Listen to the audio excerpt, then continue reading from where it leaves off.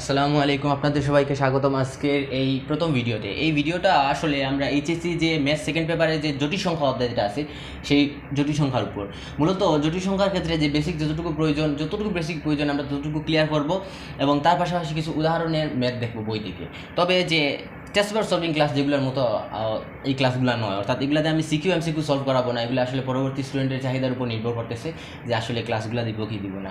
আচ্ছা, তো এই ক্লাসটা হচ্ছে প্রথম ক্লাস। এখানে আমরা জটিল সংখ্যার একদম প্রথম যে জিনিসগুলো জানা দরকার, যে জটিল সংখ্যা কি, এটা প্রকাশ কীভাবে করা লাগে, মডুলাস, আর্গুমেন্ট, এই সম্পর্কে জানবো। আচ্ছা, এখন আমরা শুরু করি। বিসমিল্লাহ। ওকে, লক্ষ্য করো, যে কোনো একটা সংখ্যা আমরা নিলাম, যে কোনো একটা x square minus 5x plus 6 এইরকমভাবে নিলাম আমরা, ঠিক আছে। এখন এই যে x square minus 5x plus 6 যেটা আছে সেটার যদি ইকুয়াল টু আমি 0 দিই এবং সেখান থেকে আমরা x এর মানটা বের করার চেষ্টা করি, ঠিক আছে। এই সম্পূর্ণ ইকুয়াল টু কত? 0। এবং এখান থেকে যদি আমরা x এর মানটা বের করার চেষ্টা করি, কত আসে x এর মানটা? এটা সাধারণত তোমরা 19 করেছো, এটা করলে কত আসে? আমাদের x এর মানটা 2,3 আসে, ঠিক আছে, 2,3 আসে। এখন যদি আমরা এরকম না নিয়ে নিই, এক্স স্কোয়ার প্লাস 1 যে আছে ইকুয়াল টু 0, এখান থেকে আমরা x এর মানটা বের করার চেষ্টা করি, কি আসে লক্ষ্য করি আমরা। এখান থেকে যদি আমরা x এর মান বের করার চেষ্টা করি তাহলে সংখ্যাটা আসে যে এক্স স্কোয়ার, আমরা এখানে করলাম মাইনাস প্লাস 1টা রুটেশন লিখে দিলাম -1, তারপরে রুট আছে x এর উপর, সেটা এই পাশে নিলে কি হবে? এই সাথে যে আমরা জানি কি, এক পাশে যদি স্কোয়ার থাকে তাহলে অন্য পাশে গেলে কি হয়? রুট আসে রুট ওভারও -1। যেহেতু আমরা স্কোয়ার আছে এক পাশে, অন্য পাশে নিলাম রুট হিসেবে, তখন প্লাস মাইনাস দেওয়া লাগে, অর্থাৎ এইটা হতে পারে প্লাস অথবা এটা হতে পারে মাইনাস। এখন লক্ষ্য করার বিষয় হচ্ছে যে রুট ওভার অফ -1 যেটা, এটা আসলে সংখ্যা রেখার মাধ্যমে, সংখ্যা রেখা যে আমরা পড়েছি, সংখ্যা রেখা জিনিসটা কি, যেমন এই যে আমাদের সংখ্যা রেখা, ঠিক আছে, এটা আমরা সংখ্যা রেখা, এখানে হলো কি আমাদের 0, এখানে হলো কি আমাদের 2, 4, 6, এখানে আছে আর আছে, আমি 2, 4, 6 হিসেবে নিলাম, -2, -4, -6 এরকমভাবে নিলাম, ঠিক আছে। ওকে, তো সংখ্যা রেখার মাধ্যমে এটার কোথায় আমি প্রকাশ করবো, কোন জায়গায় প্রকাশ করবো? রুট ওভার -1 দিলে যে মানটা আসে, কোন মানটা আসে আমাদের, এই মানটা আমরা কোথায় বসাবো, ঠিক আছে। লক্ষ্য করে দেখো, উদাহরণস্বরূপ আমরা রুট ওভার -2 আছে, রুট ওভার -3 আছে, এগুলো আমরা কোন জায়গায় বসাবো? যদি ধনাত্মক সংখ্যা হয় তাহলে বিষয়টা অন্যরকম। যেমন রুট ওভার 1 দিলে আমরা কি আসে? 1 আসে, সেটা এখানে বসবে, ঠিক আছে, 1 এর জায়গায়। রুট ওভার 2 দিলে কি আসে? 1.41 আসে, যেটা হচ্ছে আমাদের এইখানে হবে, ঠিক আছে। ঠিক একইভাবে আমরা রুট ওভার 3 দিই, যদি 1.73 আসে, যেটা হবে এইখানে, ঠিক আছে। রুট ওভার আমরা যদি 4 দিই তাহলে আসে 2, এখানে হবে, ঠিক আছে। অর্থাৎ এগুলারে, অর্থাৎ রুটের নিচে যে ধনাত্মক যেগুলো সংখ্যা আছে, রুটের নিচে যেগুলো ধনাত্মক সংখ্যা আছে, সেগুলোকে আমরা সাধারণত সংখ্যা রেখা প্রকাশ করতে পারি। এগুলো হলো আমাদের সাধারণ সংখ্যা, ঠিক আছে, স্বাভাবিক সংখ্যা যেগুলা। কিন্তু যে রুট ওভার রুটের নিচে যে মাইনাস যেগুলো মান আছে, সেগুলোকে আমরা কখনো প্রকাশ করতে পারি না সংখ্যা রেখার মাধ্যমে।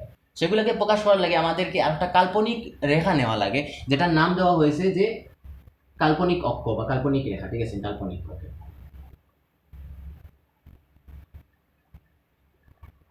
কাল্পনিক রেখা। আর এটা হচ্ছে আমাদের কি? সংখ্যা রেখা, ঠিক আছে, সংখ্যা রেখা। আচ্ছা, দেখাচ্ছি কিভাবে প্রকাশ করা যায় সংখ্যা রেখা। এখন লক্ষ্য করে দেবো, ওই যে -1 আছে না, রুট ওভার অফ -1, এইটাকে সাধারণত বলা হয় আই বা জটিল সংখ্যা, ঠিক আছে। রুট ওভার -1কে আমরা -1কে আমরা সবসময় আই দ্বারা প্রকাশ করি। এখন হচ্ছে যে রুট ওভার -2 সেটাকে কীভাবে প্রকাশ করবো? লক্ষ্য করতে হবে, রুট ওভার কি আছে? -2, এটাকে যদি আমরা একটু ব্যঙ্গে লিখি তাহলে কী হবে? 2, ঠিক আছে, 2 × -1, ঠিক আছে, এরকম লেখা যায় না? ঠিক আছে, এখন আমি রুটটা এটার উপর একবার নিব, তারপরে এই সংখ্যার উপরে আবার নিব, অর্থাৎ কী হয়? √2 × রুট ওভার অফ -1, বা √2 × রুট ওভার অফ -1কে আমরা কী দ্বারা প্রকাশ করি? আমরা আই দ্বারা প্রকাশ করি, ঠিক আছে, আই দ্বারা প্রকাশ করি, অর্থাৎ লিখবো √2i। ঠিক একইভাবে আমরা যদি রুট ওভার অফ -3কে প্রকাশ করার চেষ্টা করি তাহলে সেটা কত আসে? সেটা আসে যে আমাদের √3i। ঠিক একইভাবে রুট ওভার অফ -4কে প্রকাশ করার চেষ্টা করি তাহলে কিন্তু কত আসে? √4i, বা এটাকে আমরা 2i হিসেবে প্রকাশ করতে পারি। এখন কথা হলো, এই সংখ্যাগুলো কোথায় প্রকাশ করবো? লক্ষ্য করো, কাল্পনিক রেখা যেটা আছে, রেখার উপরের অংশে আমরা ধনাত্মক আই যেগুলো আছে, ঠিক আছে, প্লাস আই যেগুলো আছে, অর্থাৎ যেগুলোর সামনে যে প্লাস ধনাত্মক থাকবে, প্লাস যেমন হইতে পারে 3i, √3, 4, এরকমভাবে যেগুলো আছে, অর্থাৎ আইয়ের সামনে যে ধনাত্মক যেগুলো সংখ্যা আছে সেগুলো উপর দিকে প্রকাশ করি, এবং নিচের দিকে যে ঋণাত্মক যেগুলো আছে সেগুলো প্রকাশ করি। এদিকে আমাদের ঋণাত্মক আই, এদিকে হচ্ছে আমাদের ধনাত্মক আই। যেমন আমরা প্রথমটা মান কত পেয়েছিলাম? আমরা মান পেয়েছি আই, এটা হবে আমাদের এই জায়গা হচ্ছে আমাদের আই। ওকে, তারপরটা কত পেয়েছিলাম আমরা?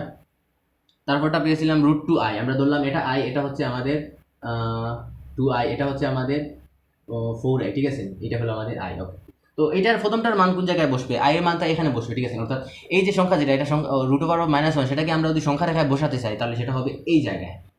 ঠিক একইভাবে যে -√2 যেটা আছে সেটাকে সংখ্যা রেখায় বসাতে চাই তাহলে সেটা আসবে আমাদের কোন জায়গায়? -2 মান কত আসছে? √2i, ধরলাম এই জায়গা, ঠিক আছে ওকে।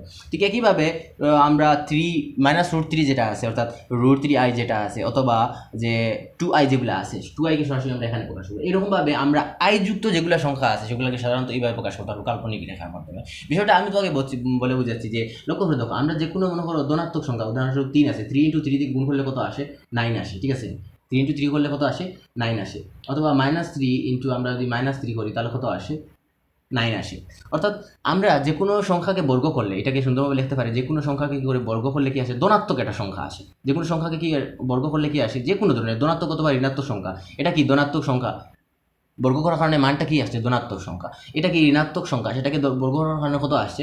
ধনাত্মক সংখ্যা। অর্থাৎ আমরা বর্গ করার পর যেই মানটা পাইবো তা সবসময় কি হবে? ধনাত্মক সংখ্যা। ঠিক একইভাবে যেই মানটা আমরা পেয়েছি সেটাকে যদি আমরা রুট করার চেষ্টা করি সেটা কি হবে? সেটা অবশ্যই যে কি হবে? রুট করার কারণে কি আসছে? আমাদের 3 আসছে অথবা +-3 যে কোনো একটা মান আসছে। এই যে আমরা যে 9 যেটা আছে সেটাকে রুট করার চেষ্টা করছি, এই 9টা আসলে কীরকম সংখ্যা? ধনাত্মক সংখ্যা। আমরা একটু আগে কি জানলাম যে যে কোনো সংখ্যা ধনাত্মক হোক অথবা ঋণাত্মক হোক, আমরা সংখ্যাকে গুণ করলে কি আসে? আমাদের অবশ্যই ধনাত্মক সংখ্যা আসে, ঠিক আছে। ঠিক একইভাবে ওই ধনাত্মক সংখ্যাকে আমরা যদি রুট করি তাহলে কি আসে? এটা ধনাত্মক অথবা ঋণাত্মক সংখ্যা ওই যে আগের মতো আসতে পারে। কথা হচ্ছে যে এই ধনাত্মক সংখ্যা তো সবসময় ধনাত্মক হওয়ার কথা না। কেন হওয়ার কথা? কারণ আমরা কি জানি, যে দেখেছি আমরা এক্সাম্পল হিসেবে দেখেছি, উদাহরণস্বরূপ কি করলাম, 4 যে আছে 4কে স্কোয়ার করলাম, কত আসছে? 16 আসছে, ঠিক আছে। -4কে স্কোয়ার করলাম, কত আসে? -4কে 16 আসে।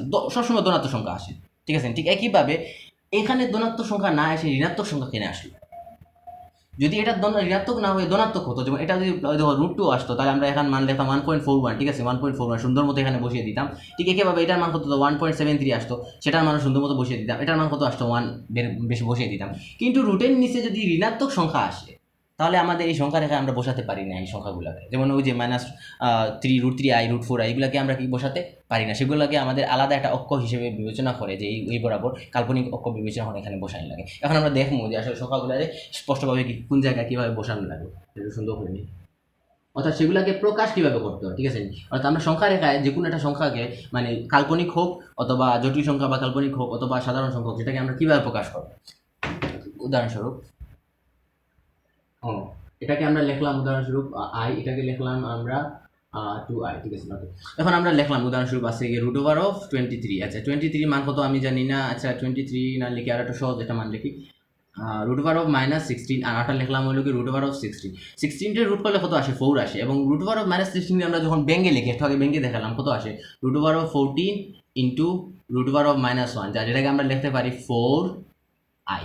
4i কে আমরা কোথায় বসাবো? এখানে বসাবো। আর এখানে যে 4 যেটা আছে সেটাকে আমরা এখানে বসাবো। এখন ঠিক আছে, এখন এটা হচ্ছে আমাদের যে ধনাত্মক যেগুলো i যেগুলো আছে, যেমন হলো কি 4i 5i, এগুলোকে আমরা উপর দিকে বসাবো। কিন্তু যদি এরকম হয় -5i, সেটা পরবর্তী আমি দেখাবো আসলে সেটা কিভাবে আসে। -6i, সেটাকে কোন জায়গায় বসাবো? এদিকে বসাবো। এদিকে বসালাম 2i -2i, সরি, এদিকে হচ্ছে -4i -6i। তো এইটা কোন জায়গায় বসবে? এই সংখ্যাটা বসবে এই জায়গা, এই সংখ্যাটা বসবে এই জায়গা। এরকমভাবে আমরা প্রকাশ করবো। এখন আমরা দেখবো i রে আমরা স্কোয়ার করলে, i রে কিউব হলে, এই যে i বা যে দুটি সংখ্যা যেটা আছে, i কে স্কোয়ার করলে কি আসে? উদাহরণস্বরূপ আমরা i কে লিখলাম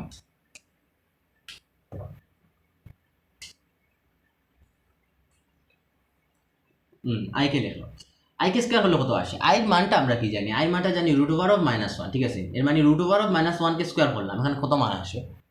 √1 কে আমরা স্কোয়ার করলে কত আসে? 1 আসে। ঠিক একইভাবে i কে যদি আমরা কিউব করি, i কিউব বলতে কিটা বোঝায়? √1 কিউব। সেটাকে যদি আমরা ব্যঙ্গে লিখি তাহলে কি হবে? √1 ইন্টু √1 ইন্টু √1। এই তিনটাকে যখন আমরা লিখবো তখন কীরকম আসে? এই দুইটা গুণ করার কারণে কি আসে? আমাদের 1 আসে, আর তারপরে এই অংশটা বাকি থাকে, অর্থাৎ 1 ইন্টু √1। এই যে দুইটা অংশ আছে নেন, এই দুটো অংশকে গুণ করার কারণে কি আসে? আমাদের 1 আসে, এবং এই অংশ সাথে লেগে যায়, যার কারণে কি 1 ইন্টু √1 আলটিমেটলি কি আসে আমাদের মান? √1 আসে। √1 যেটাকে আমরা i দ্বারা প্রকাশ করি। অর্থাৎ আমরা কি তাই বুঝলাম? আমরা বুঝলাম যে i কে যখন আমরা কিউব করবো, ঠিক আছে, সরি আজকে সরি এখানে -1 আসবে, এটা -1 দিয়ে ভুলে গেছি। কারণ এই লক্ষ্য করো √1 স্কোয়ার হলাম, ঠিক আছে। স্কোয়ার রুটে খাটাখাটি যাবে, এই স্কোয়ার এবং রুটে খাটাখাটি গিয়ে কত থাকবে? -1 থাকবে। আচ্ছা, তো এই অংশের মান, আচ্ছা -1, ঠিক আছে। ওকে, এই অংশের মান আমাদের কি আসলো? -1 আসলো, ঠিক আছে, -1। ওকে, আর তারপরে এই অংশ সম্পূর্ণ জায়গায়, অর্থাৎ মাইনাস ইন্টু অত, ঠিক আছে, মাইনাস ইন্টু অত, বা আমরা লিখলে কীভাবে লিখতে পারি? আমরা লিখতে পারি যে এখানে মাইনাস হবে, ঠিক আছে। ওকে, তো -i, অর্থাৎ আমরা কি জানলাম? যে আই যেটা আছে আইকে স্কোয়ার করলে কি আসে -1 আসে, আইকে কিউব করলে কি আসে -i আসে। ঠিক একইভাবে আইকে যদি আমরা 4 করি অর্থাৎ পাওয়ারে যদি 4 নিই তাহলে কি আসে, 4 নিলে কি আসে আমরা এখানে দেখি i4 বলতে কি বোঝায় -1 √1 টু দি পাওয়ার 4। আচ্ছা তো কী হবে √1 ইন্টু √1 ইন্টু √1 ইন্টু √1 এ লক্ষ্য হলো এই দুইটা অংশ গুণ করার কারণে কি আসছে আমাদের -1 আসছে। তারপর এই অংশ গুণ করার কারণে কি আসছে -1 কত আসে আমাদের -1 আমাদের মানটা আসে গিয়ে +1, অর্থাৎ আইকে 4 করলে আমরা সবসময় 1 পাবো। এগুলো সরাসরি মুখস্থ রাখবো আমরা i2 i3/4। ওকে, এগুলো তো সাধারণত বুঝলাম। যদি আইয়ের উপর 1 2 থাকে 3 থাকে 4 থাকে সে কীভাবে বের করতে হয়, একাধিক থাকলে আমরা কীভাবে বের করবো। একটা জিনিস মজার জিনিস লক্ষ্য করে দেখবায় যে আইয়ের উপর 4-এর যে গুণিতক যেগুলো আছে, গুণিতক বলতে কি বুঝি যে আমরা যে নামতা যে পড়ি, উদাহরণস্বরূপ 4-এর গুণিতক কি, 4-এর গুণিতক হচ্ছে আমাদের 4 দুগুণা কত 8, 8 দুগুণা কত 16, সরি 3 কত 3 12, তারপরে 5 কত 5 20, অর্থাৎ 4-এর যে গুণিতক যেগুলো আছে, গুণিতক বলতে সহজ ভাষায় এই যে আমরা নামতা দিই 4-এর নামতা 4 একে 4 দুগুণা 8 3 12 ওইগুলা 4-এর গুণিতক আলা, অর্থাৎ 4-এর গুণিতক যুক্ত যেগুলো আই থাকবে, ঠিক আছে। মনে করো এখানে 4-এর গুণিতক হিসাবে থাকলো কি 12 থাকলো, আইয়ের উপরে 12 আছে, ঠিক আছে, সেগুলো মান 1 বের হবে। অর্থাৎ 4-এর গুণিতক যদি আইয়ের উপরে যদি 4-এর গুণিতক থাকে, ঠিক আছে, এখানে যদি 4-এর গুণিতক থাকে, 4-এর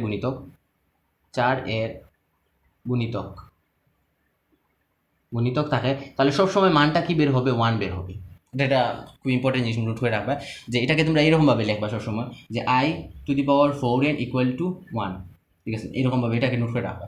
তো i⁴n বলতে n বলতে সাধারণ যে সংখ্যা 1 2 3 4 বোঝায়, আর 4 বলতে তো 4, অর্থাৎ i এর উপর যদি আমরা 4 আর n এর জায়গাতে আমরা 1 বসাই 2 বসাই 3 বসাই যাই বসাই না, যেমন উদাহরণস্বরূপ আমরা কি করলাম n এর পরিবর্তে আমরা বসালাম 3, ঠিক আছে, 3 না 4 বসালাম, ঠিক আছে 4, তো কত আসে 4 কত আসে 16, ঠিক আছে 16। তোমরা এইটার মান যখন ক্যালকুলেশন করলে দেখবা অবশ্যই 1 বের হবে, ঠিক আছে। দেখাচ্ছি কীভাবে 1 বের হবে।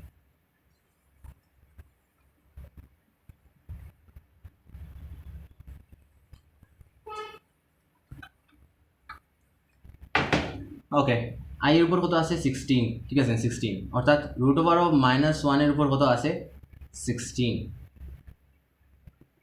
লক্ষ্য করে দেখো 16। ওকে, আর ওইগুলো ক্যালকুলেশন করি আমরা। 16 যেটা আছে সেটাকে আমরা যদি ব্যাঙ্কে লিখি তাহলে কত আসে i4 নিলাম 16 কত ভাঙা যায় 16 কত ভাঙা যায়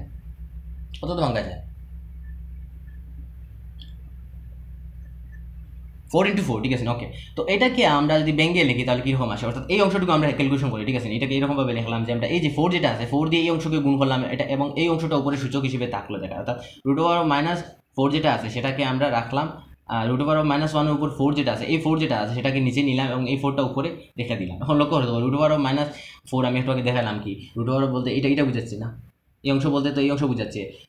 i এর 4 কত আমরা একটু আগে মুখস্থ করলাম কত 1 আসে, i⁴, অর্থাৎ এই সম্পূর্ণ অংশের মান কত আসবে 1 আসবে। তারপরে এখানে কত থাকলো 4, আশা করি বুঝাতে পেরেছি। সহজ ভাষা 4-এর গুণিতক যেগুলো আছে 4, এরপরে 4 দুগুণা কত 8, 3 12, এরকম যেগুলো আছে প্রত্যেকটা সবসময় কী করে মানটা কত বের হবে আমাদের সবসময় 1 বের হবে। আচ্ছা, এটা জিনিস বুঝলাম। এখন একটা জিনিস লক্ষ্য করার মতো যে আমরা ক্রমযোজিত কয়েকটা সংখ্যা নিলাম, ঠিক আছে, ক্রমযোজিত সংখ্যা যেমন নিলাম i এর উপরে নিলাম 2, তারপরে i এর উপরে আছে 3, তারপরে i এর উপরে আছে গিয়ে 4, তারপরে i এর উপরে আছে আমাদের 5 আছে, ঠিক আছে। এইভাবে যদি 4টা সংখ্যা ক্রমযোজিত, অর্থাৎ এইটার সামনে যে সংখ্যাটা এর পরবর্তী সংখ্যা একটার উপর, তার পরবর্তী সংখ্যা এইটা, তার পরবর্তী সংখ্যা, এরকমভাবে ক্রমযোজিত যদি পূর্ণ সংখ্যা যেগুলো আছে বুঝছেন, ওটা 2 3 4 5 এরকম যদি থাকে, যদি অর্থাৎ এখানে 2 3 না হয়ে এইরকম হতে পারে যে 101 102 103 এটা 104, এরকম যদি সংখ্যা থাকে 4টা তাহলে তাদের যোগফল সর্বদা 0 আসবে। আচ্ছা, আমি তোমাকে এগুলো নোট করে দেখাচ্ছি, বা এখানে নোট করে সুন্দর মতো লিখে দিব, অর্থাৎ কী লিখতে হবে আমি নোট করে দেবো। অর্থাৎ যে লক্ষ্য করে এগুলো নোট না করলে হবে, এই জিনিসগুলো নোট না করে মনোযোগ দেবে, ঠিক আছে। অর্থাৎ আমরা আইয়ের উপরে যদি ক্রমযুক্ত সংখ্যা থাকে 2 3 4 বা এরকমভাবে থাকে তাহলে সেগুলোর মান সবসময় 0 বের করে। উদাহরণ আমি দেখাচ্ছি, এটা লক্ষ্য করে।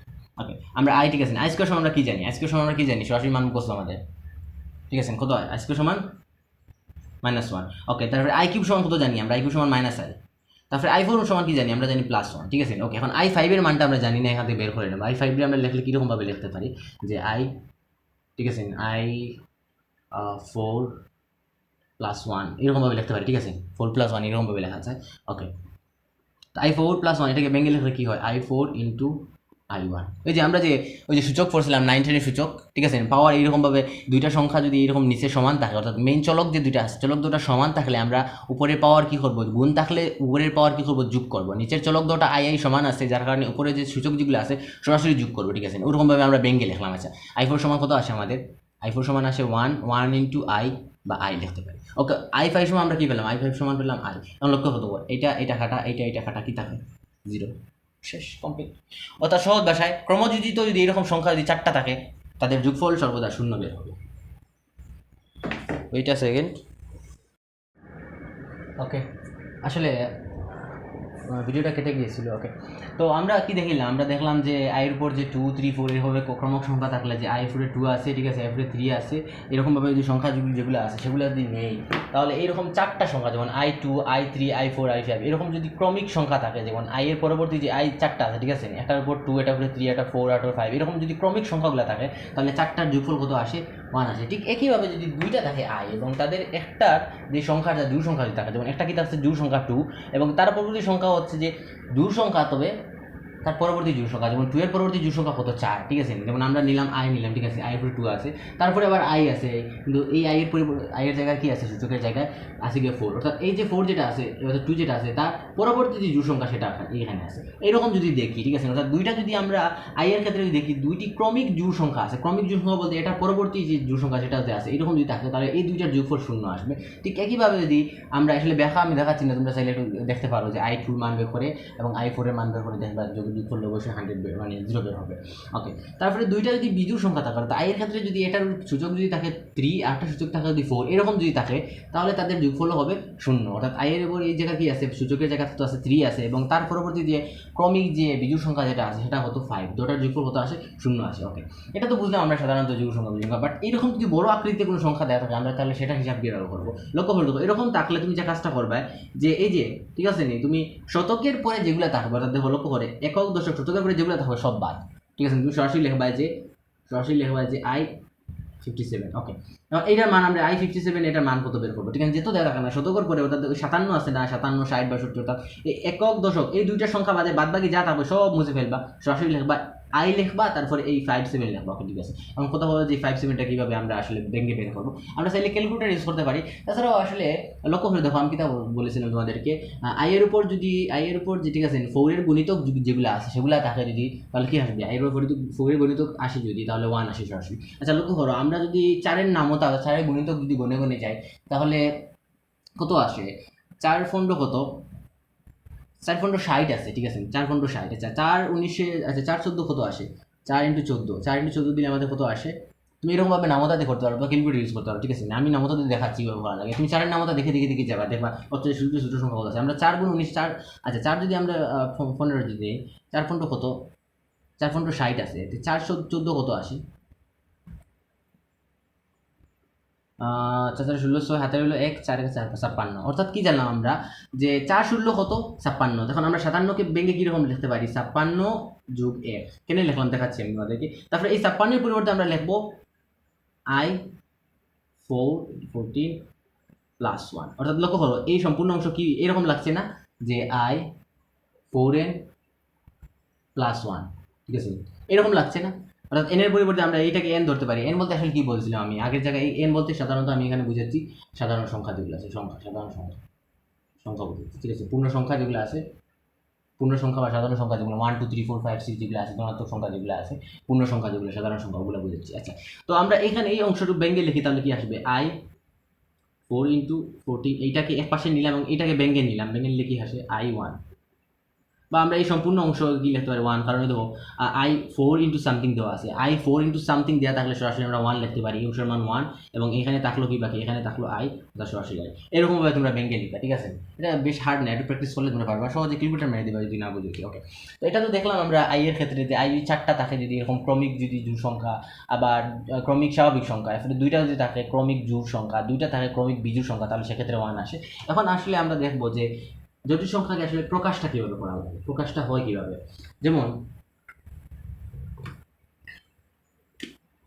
জটিল সংখ্যাকে আসলে আমরা যে সংখ্যা রেখা আছে যে এদিকে বরাবর সংখ্যা রেখা এদিকে বরাবর কাল্পনিক রেখা যেটা আছে সেটার মাধ্যমে আমরা প্রকাশ করতে পারি, কার্তেশীয় স্থানাঙ্কের মাধ্যমে প্রকাশ করতে পারি, অথবা যে আমাদের পোলার স্থানাঙ্ক আছে সেটার মাধ্যমে প্রকাশ করতে পারি। পরবর্তী ক্লাসে সেগুলো দেখাবো। আচ্ছা, তো আমরা লিখলাম উদাহরণস্বরূপ 4 প্লাস লিখলাম উদাহরণস্বরূপ 4 + 4i, এটাকে আমরা কোন জায়গায় বসাবো? লক্ষ্য করে দেখো 4, ঠিক আছে, অর্থাৎ এদিক বরাবর 4, ঠিক আছে, এদিক বরাবর 4, তারপরে 4i এদিক বরাবর +4i, ঠিক আছে, এখানে হবে আমাদের 4 + 4i এর জায়গা। ঠিক একইভাবে -4 + 4i এর ক্ষেত্রে কীরকম হবে? +4a আর -4a এদিক বরাবর যাবে, ঠিক আছে, +4 -4i। ওকে, এখন আমরা দেখব -4 -4i এটা কোন জায়গায় হবে? -4 এদিক বরাবর, এদিক বরাবর -4i, এই জায়গায় হবে -4 -4i। আচ্ছা, এখন আমরা যদি লিখি যে 4 - 4i, এটার অবস্থা কোন হবে? এই জায়গা হচ্ছে আমাদের +4 আর এদিকে হচ্ছে আমাদের -4i, 4 - 4i। আসলে কি বুঝাতে পেরেছি জটিল সংখ্যার কোন জায়গায় বসবে? সহজ ভাষায় যদি প্লাস প্লাস থাকে, ঠিক আছে, প্লাস প্লাস অর্থাৎ বাস্তব সংখ্যাটা যদি প্লাস থাকে, বাস্তব,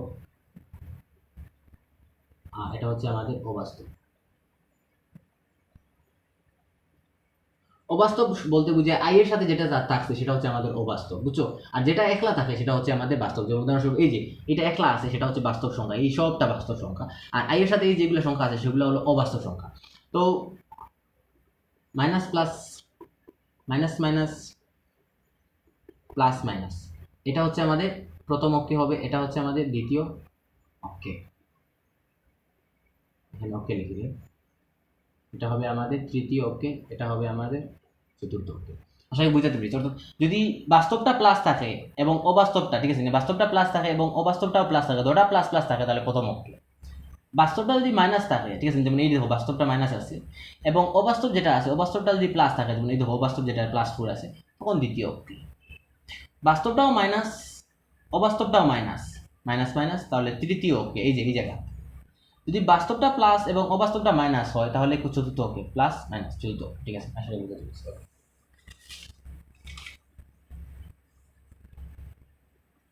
এখন আমরা দেখব যে মডুলাস এবং আর্গুমেন্ট নিয়ে, মডুলাস এবং আর্গুমেন্ট।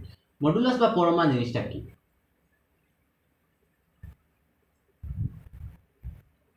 মডুলাস বা পরম মান, এই পরম মান হবে পরম মান। আচ্ছা, মডুলাস বা পরম মান বলতে আমরা এরকম প্রকাশ করি, এরকম মডুলাস আকৃতিতে প্রকাশ করি, ঠিক আছে। জেড যদি হয় আমাদের একটা এক্স প্লাস আই ওয়াই, এরকম একটা বাস্তব মানে জটিল সংখ্যা হয়, যেখানে এক্স হচ্ছে আমাদের বাস্তব অংশ আর ওয়াই হচ্ছে শুধুমাত্র ওয়াই যেটা সেটা হচ্ছে আমাদের অবাস্তব অংশ, এরকম যদি হয়, ঠিক আছে, এক্স সমান হচ্ছে আমাদের বাস্তব অংশ আর ওয়াই সমান হচ্ছে আমাদের অবাস্তব অংশ, অবাস্তব অংশ। তাহলে আমাদের এটা বলতে মডুলাস বা তোমার পরম মান নির্ণয় সেটা কি বোঝায়? সেটা বলতে বোঝায় যে সেটা সমান আর লিখলাম, আর সমান হবে যে √(x² + y²), অর্থাৎ এই যে বাস্তব অংশ, মডুলাস বলতে বোঝায় যে বাস্তব অংশ যেটা আছে সেটা স্কোয়ার, মডুলাস সমান হবে যে বাস্তব যেটা আছে সেটা অংশ যে আছে, বাস্তব যেতই হয় না এখানে, বাস্তব স্কোয়ার প্লাস অবাস্তব স্কোয়ার,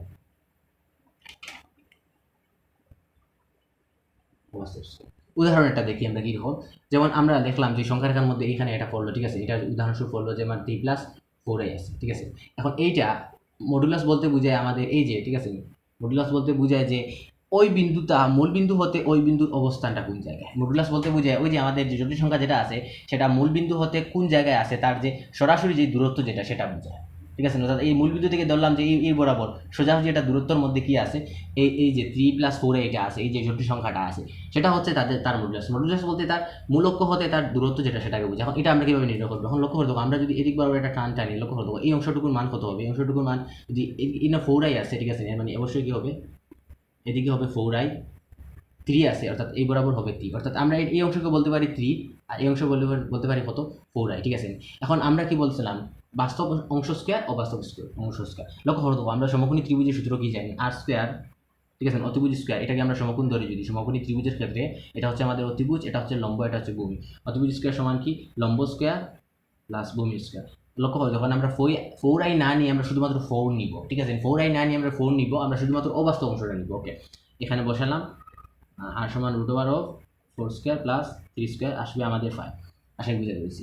তো আমরা ত্রিকোণমিতি সূত্র থেকে আসলে এই সূত্রটা আসছে এইখান থেকে, যে লম্ব স্কোয়ার ভূমি স্কোয়ার এই যে ফর্মুলা যেটা, এটা থেকে আসলে আসছে। ওকে, তো মডুলাস তো আমরা জিনিসটা বুঝলাম, মডুলাস কীভাবে নির্ণয় করা লাগে, এটা টু ইজি। জাস্ট আমরা কি করবো, বাস্তব অংশ যে আছে সেটা স্কোয়ার প্লাস অবাস্তব স্কোয়ার হয়ে সর্বশব্দটা কি করবো, রুট করে ফেলবো। এটা তো সহজ জিনিস। এখন আমরা আসলে দেখবো যে আর্গুমেন্ট নির্ণয় একটু কমপ্লেক্স আছে, বাট চেষ্টা করলে পারবে। আর্গুমেন্ট বলতে আর কিছু নেই, আসলে কোনটাকে বোঝায়, বুঝছো? ওই যে আমরা এখন দেখলাম যে দ্রুত জিনিসটা, আচ্ছা আর্গুমেন্ট লেখছি সুন্দর মতো দেখাচ্ছি। আর্গুমেন্ট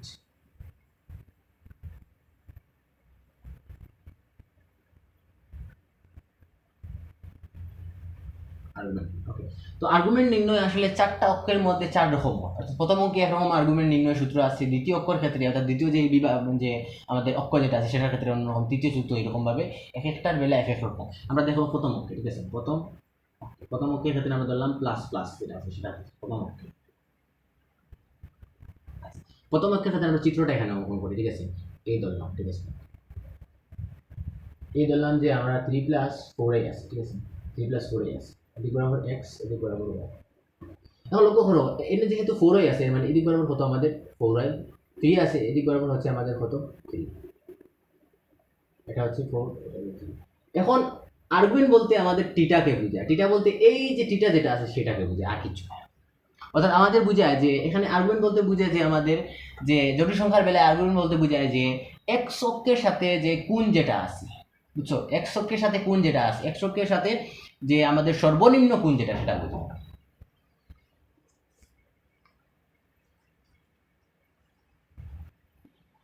আচ্ছা, তো আর্গুমেন্টের বেলায় বুঝছো, প্রথম অক্ষের বেলায় আমরা দেখতেছি, প্রথম অক্ষের বেলায় আর্গুমেন্ট বলতে টিটা বলতে বুঝে আমাদের এই টিটা, এই কোণটা বোঝায়, এই যে কোণ যেটা আছে, অর্থাৎ এক অক্ষের ধনাত্মক দিকের সাথে যে কোণটা আছে সেটা বোঝায়। এখন এটা তো খুব সহজ, আমরা জানি কি, আমরা টেন টিটা ইউজ করি, তাহলে কি আসে আমাদের, টেন টিটার সমান কি আসে, টেন টিটার সমান কি, এই অংশ লম্ব, লম্ব মানে এই অংশ, এই অংশ কত 4a, মানে আমরা 4a থেকে আমরা অবাস্তব অংশ 4 নিব, 4, ঠিক আছে, ডিভাইডেড বাই গীতা লম্ব বা অতিভুজ, ঠিক আছে, সরি লম্ব বা ভূমি, ঠিক আছে, এই লম্ব 4i থেকে আমরা 4 নিলাম, ঠিক আছে, 4i, এটা যেহেতু 4i, এটা অবশ্যই 4i হবে, যেখান থেকে আমরা 4 নিলাম। লম্ব বা কত, লম্ব বা ভূমি বলতে কত, এখানে 3। তোমরা এত মাথা না গামে তোমরা যে কাজটা করবে সহজ ভাষায়, তোমরা এই যে দেওয়া আছে না, যেমন 3+4i, এখান থেকে তোমরা লিখবা যে টিটার সমান হবে টেন ইনভার্স, এই যে টিটা আছে টেন ইনভার্স, আর টিটার মান বের করতাম যেহেতু টেনটার এই পাশে পাঠিয়েছি, tan inverse y by x, অর্থাৎ ওয়াই বলতে বোঝায় অবাস্তব অংশ ডিভাইডেড বাই বাস্তব অংশ, অর্থাৎ ওয়াই এর জায়গাতে আমরা কত বসাবো, এখানে যদি আমরা বসাই তাহলে কত বসাবো, টেন ইনভার্স ওয়াই এর মান কত আছে 4, এক্স এর মান কত আছে 3, শেষ। এই যে মান যেটা সেটা হচ্ছে আমাদের প্রথম অঙ্কের বেলায় আর্গুমেন্ট। এখন বুঝবে কিনা প্রথম অঙ্কে না দ্বিতীয় অঙ্কে, প্রথম অঙ্কে সহজ ভাষা, তুমি এইটা প্রশ্ন দেওয়া থাকবে, দিয়া বলবে এইটার আর্গুমেন্ট নির্ণয় করো। তুমি দেখো বাস্তব অংশ কত +3, বাস্তব অংশ প্লাস, অবাস্তব অংশ কত +4, অবাস্তব অংশ প্লাস। যদি এরকম প্লাস প্লাস থাকে তাহলে বুঝবা প্রথম অঙ্কে আছে এই সূত্র, ঠিক আছে, এই সূত্র প্রথম অঙ্কে আছে, এই সূত্র, জাস্ট এই সূত্র, ঠিক আছে, ওকে। অর্থাৎ প্রথম অঙ্কে যখন বলবে তখন এই সূত্র বসিয়ে দিবা। আচ্ছা, শেষে আমি ওগুলো সুন্দর মতো গুছিয়ে দিই না, আচ্ছা তোমরা নোট করে নাও, শেষে আর গুছিয়ে দিব না, এখানে দিলাম। আচ্ছা, তো প্রথম অঙ্কের বেলায়, ঠিক আছে, যখন আমাদের বলবে প্রথম অঙ্কের বেলায় আর্গুমেন্ট কত, আমরা লিখবো tan inverse y by x, একদম সহজ। প্রথম অঙ্ক বুঝবো কিভাবে, যদি এইখানে যে প্লাস প্লাস দেওয়া থাকে, দুটো প্লাস থাকে। এখন দ্বিতীয় অক্ষর বেলায় কীরকম হয়, দ্বিতীয় অক্ষে মাইনাস প্লাস, যেমন উদাহরণ আমরা দেখলাম যে মাইনাস প্লাস উদাহরণ -3+4i, এটাকে যদি আমরা সংখ্যা টাকায় প্রকাশ করি তাহলে কীরকম আসে, -3, এখানে হচ্ছে আমাদের -3 আর এখানে হচ্ছে আমাদের 4i, ঠিক আছে, -3+4i। আচ্ছা, আমাদের কি বের করতে হবে, আমাদের কি এই যে টিটা যেটা আছে এটা কি বের করতে হবে, অবশ্যই না। আমাদের বের করতে হবে এই যে এক্স অক্ষের ধনাত্মক দিকের সাথে, ঠিক আছে, অর্থাৎ আমাদের সর্বনিম্ন কোণটা বের করতে হবে এক্স অক্ষের সাথে আছে, এই যে কোণ যেটা সেটা কোন দিকে আছে, এই কোণটা আসলে ওয়াই অক্ষের সাথে আছে না, এই ওয়াই অক্ষের, অর্থাৎ এই যে কোণ যেটা আছে এই কোণটা এটা হচ্ছে ওয়াই অক্ষের সাথে। আমি যদি এখান থেকে টিটার মান বের করি তাহলে টিটার সমান আসবে কত, tan inverse y by x দিলে আমাদের মানটা বের হয়ে আসবে। অর্থাৎ আমি এই যে টেন ইনভার্স ওয়াই বাই আগেরটার মতো tan inverse y by x যদি বের করি তাহলে এখানে আমার কি বসবে, ওয়াই এর মান এক্স এর মান বসবে, কত আসবে, টেন ইনভার্স ওয়াই এর মান কত, ওয়াই এর মান হচ্ছে 4, এক্স এর মান কত -3, তবে আমরা মাইনাস না নিয়ে প্লাস নিব, ঠিক আছে? সবসময় প্লাস নিব, মাইনাস থাকলেও প্লাস নিব, মাইনাস থাকলেও প্লাস নিব, ঠিক আছে? 4 3, ওকে।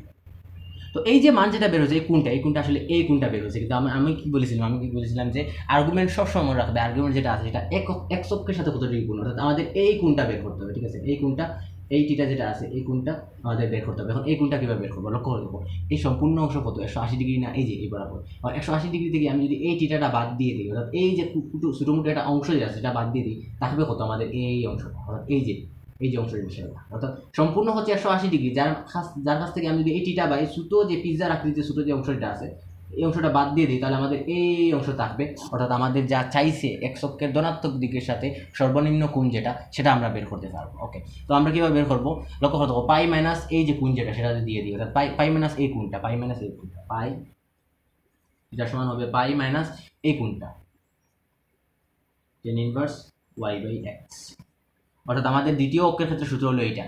এখন এটা যদি আমরা করি তাহলে মান কত আসে, পাই মাইনাস টেন ইনভার্স, এখানে কত আছে ওয়াই মান কত 4, ঠিক আছে, এক্স এর মান কত 3।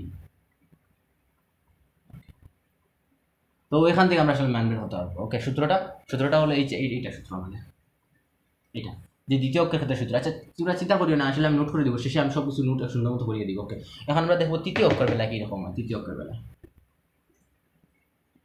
তৃতীয় হচ্ছে কত নেগেটিভ বুঝছেন, অর্থাৎ যেমন -3 -4 হয়, এটার বেলা কীরকম হয়। তো এটার বেলা আমরা যদি দেখি তাহলে চিত্রটা অঙ্কন করে দিই, তাহলে কীরকম আসে চিত্রটা।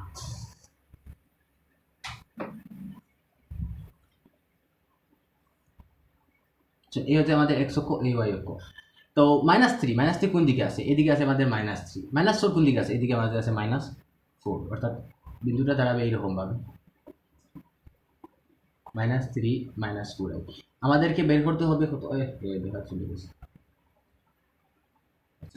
যদি আমরা এটা এই সূত্র ইউজ করি, টিটা সমান লিখি যদি tan inverse y by x, তাহলে আমাদের কোনটা আসে, অর্থাৎ এই কোনটা আসলে কোনটা বোঝায়, এই কোনটা বলতে আমাদের এই কোনটা বোঝায়, ঠিক আছে? এই কোনটা বোঝায়, কিন্তু আমার লাগবেটা কি, আমার লাগবে যে এই যে সর্বনিম্ন কোণ যেটা আছে এক্স অক্ষের ধনাত্মক দিক, অর্থাৎ এই যে ধনাত্মক যেটা দিক আছে, অর্থাৎ ঋণাত্মক এক্স না, এটা তো হচ্ছে আমাদের ঋণাত্মক এক্স, ঠিক আছে? এটা হচ্ছে আমাদের ধনাত্মক এক্স, অর্থাৎ পজিটিভ অক্ষের সাথে এক্স অক্ষের পজিটিভ যেটা দিকে আছে, এক্স অক্ষ পজিটিভ অক্ষ যেটা আছে এক্সের, সেটার সাথে আমাদের সর্বনিম্ন কোণটা বের করতে হবে। এখন চাইলে আমরা এই যে টিটা দেওয়া আছে, আমাদের এই টিটা তো আসলে চাই না, আমরা চাই কি এক্স অক্ষের সাথে গুণ হবো, আমরা চাইলে এদিক বরাবর একটা কোণ যেটা আছে, তো এই বড় যেটা কোণ সেটা বের করতে পারবো, অথবা এদিক বরাবর এই ছোটো যেটা কোণ আছে সেটা বের করতে পারবো। এখন এদিক বরাবর করলে এটা বড় কোণ চলে আসে, আমাদের উদ্দেশ্য কি এক্স এর ধনাত্মক অক্ষ বরাবর হতে হবে এবং সর্বনিম্ন কোণ হতে হবে, সর্বনিম্ন এটা বড় হয়ে যায়। কিন্তু আমরা যদি এদিক বরাবর যদি চিন্তা করি, ঠিক আছে, এদিক বরাবর অর্থাৎ এই দিক বরাবর যেটা কোণ যেটা আছে সেটা যদি চিন্তা করি সেটা হচ্ছে ছোটো কোণ, তাই আমরা এই কোণটা নেওয়ার চেষ্টা করবো।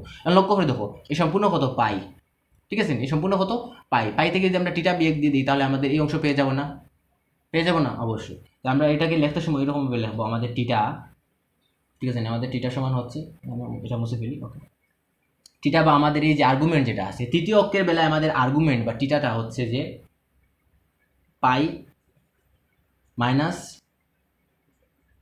Ten inverse y by x.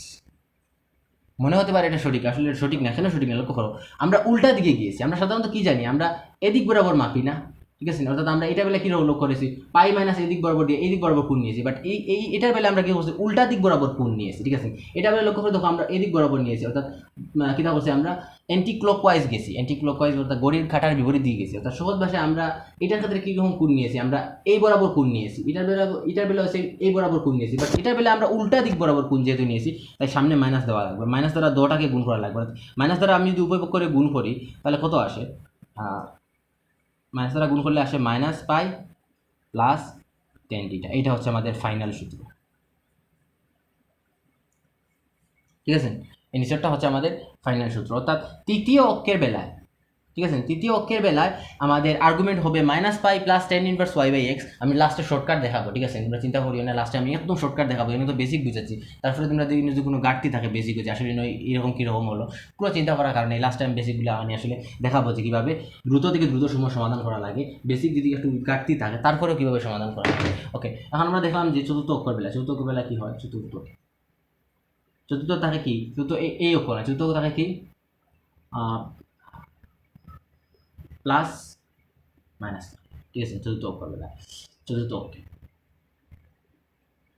সূচককে দেখলাম, উদাহরণস্বরূপ আছে -+3 -4i। এটাকে আমরা যদি প্রকাশ করি তাহলে সূচকের বেলায় কীরকম হয়, -3 এদিকে হলো আমাদের 3 আর এদিকে হচ্ছে আমাদের -4i,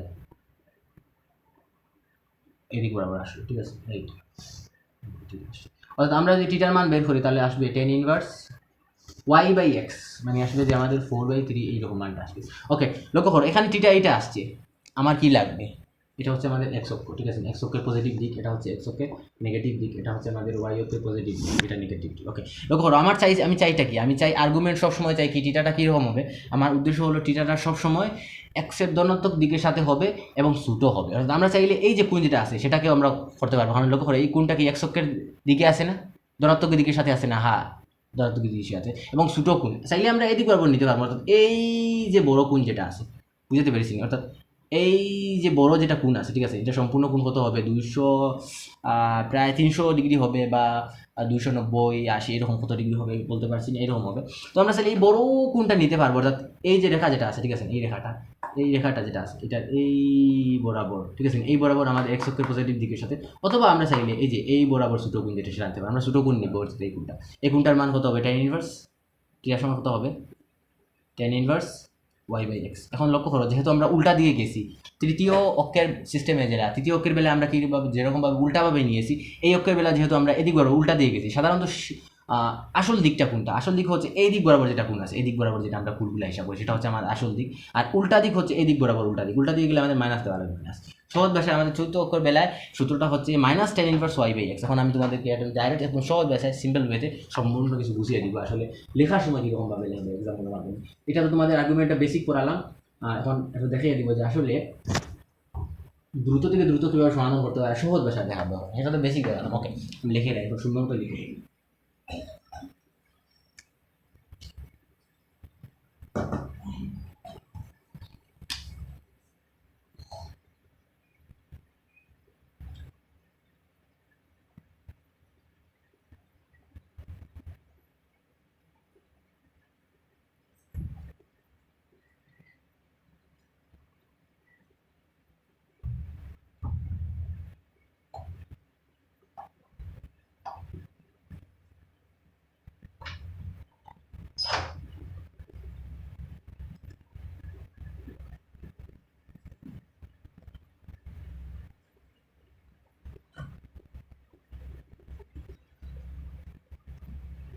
আচ্ছা, তো বুঝবো কিভাবে প্রথম অঙ্ক দ্বিতীয় অঙ্ক, লক্ষ্য করো বাস্তব এই অংশগুলো হলো বাস্তব অংশ এবং এই অঙ্কগুলো হলো আমাদের অবাস্তব অংশ।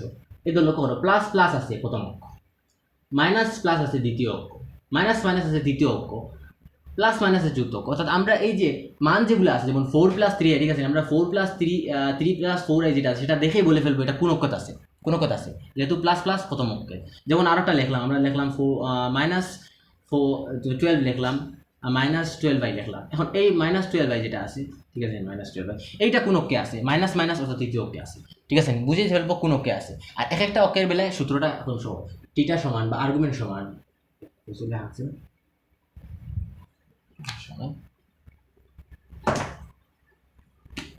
তো এটার বেলায় টিটা সমান হচ্ছে যে tan ইনভার্স y/x, এটার বেলায় হচ্ছে আমাদের পাই মাইনাস tan ইনভার্স y/x, এইটার বেলায় হচ্ছে মাইনাস পাই প্লাস tan ইনভার্স y/x, এইটার বেলায় হচ্ছে যে মাইনাস tan ইনভার্স y/x। এখন y বলতে কি বোঝায়, এখানে সহজ ভাষায় y এর জায়গাতে আমরা বসাবো এইটা অবাস্তব অংশ, x এর জায়গাতে বসাবো কি প্লাস অংশ, শেষ, ঠিক আছে। ওকে, তো এটা যদি আমরা লিখি তাহলে প্রত্যেকটার বেলায় কীরকম আসে, আচ্ছা তোমরা নিজে থেকে একটু করে নিও, আমি জাস্ট দেখাচ্ছি দুইটা। এটা যেমন আমরা ওটা দেখে লক্ষ্য করে যে এটা যে আছে এটা আর্গুমেন্ট নির্ণয় করবো, যেমন এটা বলছে আমাদের আর্গুমেন্ট নির্ণয় করতে, আমরা কি করবো, মাইনাস মাইনাস আছে, ঠিক আছে, আমরা তৃতীয় অঙ্কের বেলা সূত্রটা কি, সূত্রটা হচ্ছে যে টিটা সমান -পাই plus tan inverse y/x, y বলতে কি বোঝায় অবাস্তব অংশ 12, x বাস্তব অংশ, 12/12। 1 দিলে কত আসে, 12/12 দিলে আসে 1, আর tan ইনভার্স কত মান 1 আসে, মানে এই অংশটার মানটা তোমরা যদি ক্যালকুলেশন করো তাহলে আসে গিয়ে আমাদের পাই/4 আসে। তো এখান থেকে আমরা ক্যালকুলেশন করে কত আসে, পাই/4 মাইনাস পাই করি কত আসে আমাদের 4 পাই, আর এদিকে নিচে আছে 4 বা -3π/4, আনসার শেষ। ঠিক আছে, এইরকমভাবে যদি আরেকটা আমরা মান নিই, ঠিক আছে, এটা একটা কোয়েশ্চেন নিলাম আমরা, আরেকটা যদি আমরা কোয়েশ্চেন নেই প্লাস √3i। আচ্ছা, এইটার বেলে আমাদের আর্গুমেন্টটা কত হবে যেটা এখন লক্ষ্য করো, মাইনাস প্লাস এই অক্ষরের সাথে সূত্র কত, minus ten inverse y/x, y বলতে এই অংশ, 13√3 ডিভাইডেড বাই x বলতে কত বোঝায়, এই অংশ বোঝায়, মাইনাস সরি। তো 13 এবং 13 কাটাকাটি গিয়ে থাকে কত, √3, ঠিক আছে, √3 থাকে, অর্থাৎ পাই মাইনাস টেন ইনভার্স √3। তো টেন ইনভার্স √3 ক্যালকুলেশন করলে কত আসে, আমরা কত ডিগ্রি মান, টেন ইনভার্স √3 আমরা ক্যালকুলেশনে বসাও, অর্থাৎ টেন ইনভার্স √3 বসাও ক্যালকুলেটারে, কত আসে, মানটা আসবে 60 ডিগ্রি আসবে, 60 ডিগ্রি, অর্থাৎ পাই মাইনাস 60 ডিগ্রিকে আমরা পাই/3 দ্বারা প্রকাশ করি, বুঝছো, এরকম লিখে রাখলাম যে 60 ডিগ্রিকে আমরা প্রকাশ করি পাই/3 দ্বারা, ঠিক আছে, আর 30 ডিগ্রিকে আমরা প্রকাশ করি পাই/6 দ্বারা, 45 ডিগ্রিকে প্রকাশ করি পাই/4 দ্বারা, 90 ডিগ্রিকে প্রকাশ করি কত, পাই/2 দ্বারা, ঠিক আছে, আর 180 ডিগ্রি যে আছে, 180 ডিগ্রিকে আমরা প্রকাশ করি পাই দ্বারা। তো ক্যালকুলেশন করি কত আসে, নিচে আছে 3 এবং 3π/4, তো 3π/4 কত আসে তোমার, 2π/3 শেষ। ওকে, এইগুলো লসাগু আর দেখাচ্ছি, তোমরা পারবে লসাগু। ওকে, তো এই হলো যে আমাদের যে আর্গুমেন্ট নির্ণয়। এখন একটা বেসিক আমরা দেখে নিব যে আসলে নির্ণয় তোমার কিছু ধর্ম দেখে নিব, আসলে যে জটিল সংখ্যার বেলায় কিছু ধর্ম, যে আসলে যোগ কীভাবে করতে হয়, জটিল সংখ্যার বিয়োগ কীভাবে করতে হয়, এগুলো সম্পর্কে কিছু জানবো। এগুলো একদম সহজ আছে, একদম সহজ। যেমন উদাহরণস্বরূপ আমরা দেখলাম যে 3 + 4i আছে, ঠিক আছে, এটার সঙ্গে আমরা যোগ করব 3 - 4i যেটা সেটা যোগ করি, ঠিক আছে। তো আমরা সাধারণত কীভাবে করি, আমরা যোগের বেলায় যেরকম সেই রকম 3 আর 3 যোগ করলে কত আসে, 6 আসে, 4i - 4i কত আসে, -4 আর - কাটা 6 থাকে। আচ্ছা, এটা তো সহজ হয়ে গেল। একটা 14 দিই, যেমন 14 + 4i, এখানে দিলাম যে 13 + 12i, এটা ক্ষেত্রে দেখি কীরকম বাস্তব যোগ করবো, ঠিক আছে, যোগ বিয়োগ যাই হয় না এখানে জটিল সংখ্যার ক্ষেত্রে, বাস্তবের সঙ্গে বাস্তব, অবাস্তবের সঙ্গে অবাস্তব, যোগের বেলায় বিয়োগের বেলায় 12 এবং +13 একসাথে নিলাম আমরা, এবং এইদিকে 4i যেটা আছে প্লাস 12i যেটা আছে সেটাকে আলাদা করে নিলাম, কত আসে, এদিকে আছে 25, আর এদিকে আইটা কমন নিয়ে নিলাম, ঠিক আছে, এই আই এবং এই আই কমন নেওয়ার কারণে কি আসে 4 + 12, এরকমভাবে করবো, ঠিক আছে। 12 কত আসে আমাদের 25 প্লাস এটাকে কত আসে 49। এটাকে যদি আমরা সংখ্যার আকারে প্রকাশ করি, এই যেটা আছে সেটাকে সংখ্যার আকারে প্রকাশ করে, লক্ষ্য করো প্লাস প্লাস যেহেতু আছে এইখানে বসবে, এইখানে, ঠিক আছে, 49 আর এটা হচ্ছে 25।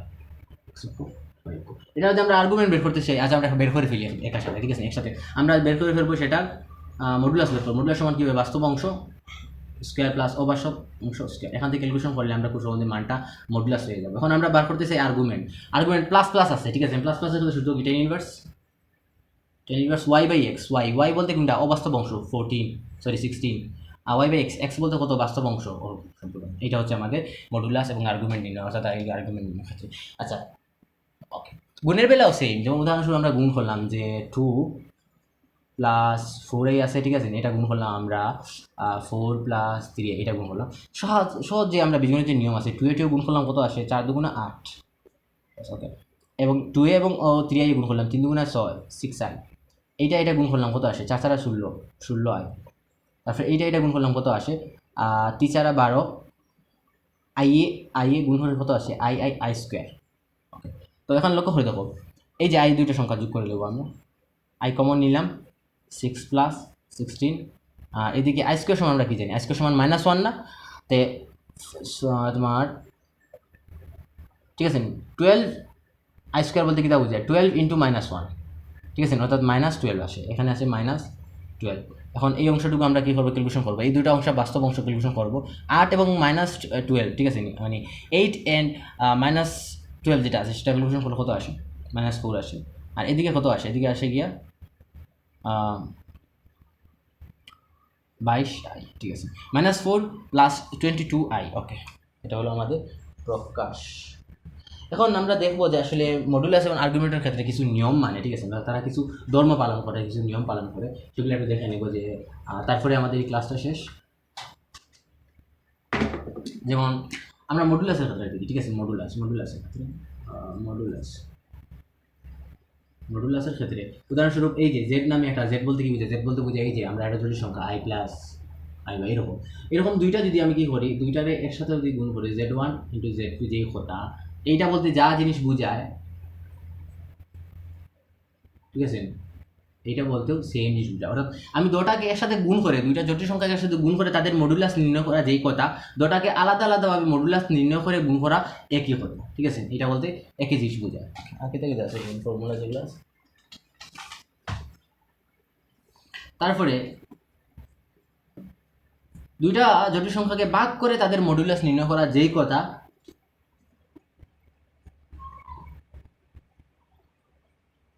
তাদের দুইটাকে, এটাকে মডুলাস বের করলাম, এইটার মডুলাস বের করলাম, বের করে ভাগ করা একই কথা। অথবা কোনো একটা যদি জটিল সংখ্যার উপরে যদি পাওয়ার সামথিং থাকে, যেমন উদাহরণস্বরূপ এই যে এটার পাওয়ার, উদাহরণস্বরূপ যে 3+4 যেটা আছে এটার পাওয়ার আছে এখানে কিউব, ঠিক আছে, এরকমভাবে সামথিং পাওয়ার যদি থাকে, তাহলে তার আমরা মডুলাস বের করলে যেই মানটা আসবে সেই মানটা, অর্থাৎ যদি আমরা কোনো একটা জটিল সংখ্যার উপরে এরকম যদি পাওয়ার সামথিং কিছু থাকে, এনের বদলে 2, 3, 4, 5 থাকতে পারে, এটা বার করলে যে মানটা বের হবে সেটা না বসে আমরা যদি এখানে আলাদা করি, আগে ভাগে মডুলাস বের করি, তারপরে যদি পাওয়ার বসাই সেম জিনিসটা বের হবে, ঠিক আছে। ফর্মুলা দিয়ে আমরা দেখলাম নর্মাল রুট, বুঝছো। যেমন উদাহরণস্বরূপ এই যে এটাকে আমরা মডুলাস করলে যেই মানটা আসবে, ঠিক আছে,